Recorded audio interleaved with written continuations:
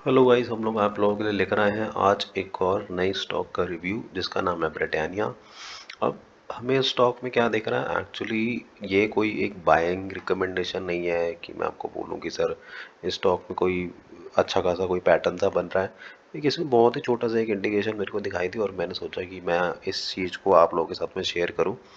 तो इसमें actually basically क्या हो रहा है, हम लोग इसकी थोड़ी बहुत अभी प्लॉटिंग कर लेते हैं पहले। तो गाइज ये हमारे पास में एक सपोर्ट जोन हो गया है डाउन साइड की तरफ। अभी रिसेंटली स्टॉक ने क्या करा था, कुछ दिसंबर 23 के आसपास वो एक बुलिश ब्रेकआउट दिया था स्टॉक में और उसके बाद में हमें काफ़ी अच्छी एक रैली देखने को मिली थी। ये एक चैनल बना हुआ था स्टॉक का जिसको इसने कुछ ऑलमोस्ट इस कैंडल के आसपास मई में ब्रेकआउट दिया था। अब इस स्टॉक में करंटली क्या पोजीशन बन रही है, अगर हम लोग एक अपर साइड पे ट्रेंड लाइन प्लॉट करें जो कि होता है हायर हाइस को टच करना, जिसके अकॉर्डिंगली अब हमें क्या दिख रहा है कि ये एक अच्छे खासे चैनल में स्टॉक जो है ट्रेड कर रहा है, जो एक ये एक चैनल फॉर्म होता हुआ जो हमें दिख रहा है इस टाइम पे करंटली। अब इसके अकॉर्डिंगली हम लोग क्या एक चीज़ देख पा रहे हैं, जो कि मैं खुद पर्सनली इस इंडिकेटर को काफ़ी अच्छे से यूज़ करता हूँ अपने स्टॉक एनालिसिस में, और बड़े टाइम फ्रेम्स पे तो ये वंडर्स कर देता है, मतलब कमाल का ही चीज़ है ये। तो इस इंडिकेटर में हमें क्या होता है कि जैसे कि हमारे पास में RSI है, अब हमारे पास में वीकली टाइम फ्रेम का चार्ट है।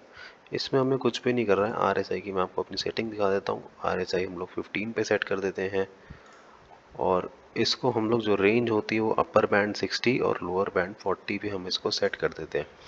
अब इसमें होता क्या है गाइस, हमें सिंपली एक चीज़ देखनी है, RSI डाइवर्जेंस। अब डाइवर्जेंस क्या होती है, जब स्टॉक ऊपर जा रहा हो, स्टॉक में एक पॉजिटिव व्यू हो कि अब जैसे यहाँ पर हमें क्या दिख रहा है कि यहाँ पर एक लो था, यहाँ पर एक हाई लगा, उसके बाद में एक और हायर हाई लगा है, हायर लो लगा है, नेक्स्ट हमें फिर से एक हायर हाई देखने को लगा है।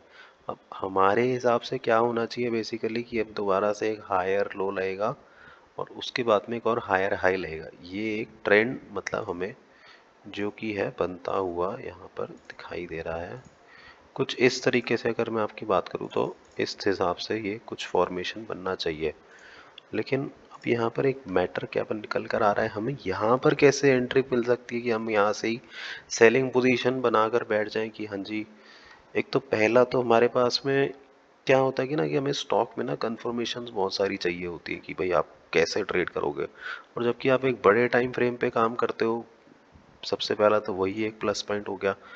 दूसरा क्या होता है कि अगर हम लोग 2 से 3 अगर वो लेके चल रहे हैं अपनी एनालिसिस में कि हाँ जी हम 2-3 पॉइंटर्स और पकड़ के चलेंगे, हम लोग एंट्री ऐसे ही कहीं पर भी नहीं ले सकते। अगर मैं आपको कह दूं कि सर आप हमारी यहाँ पे सेलिंग की एंट्री बनती है तो वो पॉसिबली इतना ज़्यादा रिलायबल नहीं होगा। आप बोलोगे सर कोई एक वो नहीं मिल रहा है हमें, कोई कंफर्मेशन नहीं आ रही है। तो पहली कंफर्मेशन तो हम लोग इस ट्रेंड लाइन को लेके चल रहे हैं।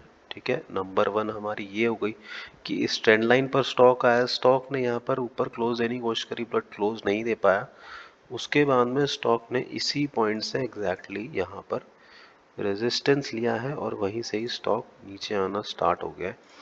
एक रेड कैंडल फॉर्म हुई है, प्लस जो ये ग्रीन कैंडल थी इसको भी, अब आज जो वीकली कैंडल क्लोज हुई है फ्राइडे को, तो इसमें इसने इस ग्रीन कैंडल को भी, जो भी बायर्स का जो भी स्ट्रेंथ था उसको भी एनगल्फ कर लिया है। और यहाँ पे भी जो ग्रीन कैंडल भी बनी थी प्लस उसमें भी कंफर्मेशन थी कि सर बायर्स की जो बायर्स की जो जब विक बहुत ऊंची बन जाती है तो हमें पता लग जाता है कि सर ट्रेंड थोड़ा बहुत चेंज होने वाला है। अब नेक्स्ट इस स्टॉक में क्या हमें एक बहुत ही अच्छी, बहुत ही टॉप लेवल की जो एक कंफर्मेशन मिली है वो कुछ इस तरीके की है कि जैसे कि अभी हमें ये दिख रहा है एक हायर हाई, एक हाई, दूसरा हाई, हायर हाई। लेकिन यहाँ पर क्या हो रहा है RSI में, यहाँ पर काफ़ी उल्टा हो रहा है। अगर हम लोग ये देखें कि यहाँ पर एक हाई लगा था लेकिन यहाँ पर दूसरा हाई नहीं लगा है, ये एक हायर लो है इसके अकॉर्डिंगली, और ये एक बहुत ही अच्छी कंफर्मेशन है। इस कॉन्सेप्ट को हम लोग बोलते हैं RSI डाइवर्जेंस। तो RSI डाइवर्जेंस बेसिकली बहुत ही अच्छा वर्क करता है बड़े टाइम फ्रेम्स पे। इसको आप छोटे टाइम फ्रेम्स पर भी यूज़ कर सकते हो। इसके साथ में प्लस हमें और भी कंफर्मेशंस मिल चुकी हैं कैंडल की भी, ट्रेंड लाइन की भी। तो ये एक 3 स्टार एंट्री हम लोग इसको कह सकते हैं। प्लस बहुत ही अच्छा हमें लेवल यहाँ तक तो देखने को मिल सकता है ब्रिटानिया में इजीली। उसके बाद में मे बी पॉसिबिलिटी है कि ये और थोड़ा बहुत फॉल करके अपने इस प्रीवियस जोन पर आ जाए। तो इस स्टॉक में हम लोग एक सेलिंग के लिए देख सकते हैं कि करना चाहिए या फिर नहीं। So at last guys, I wanted to let you know कि ये कोई भी रिकमेंडेशन नहीं है, ये बस मेरा एक एनालिसिस है जो मैं अपने पेजेस पे अपलोड करता हूँ। और भी ऐसे सच एनालिसिस को देखने के लिए हमारा पेज आप फॉलो कर सकते हैं, सब्सक्राइब कर सकते हैं हमें। आप हमें कभी भी मैसेज कर सकते हैं, हमारी ईमेल आईडी मेंशन्ड है। Okay guys, thank you so much. आप ऐसे ही बने रहिए, जुड़े रहिए, हम भी ऐसी नई वीडियोस के साथ में आते रहेंगे। Thank you.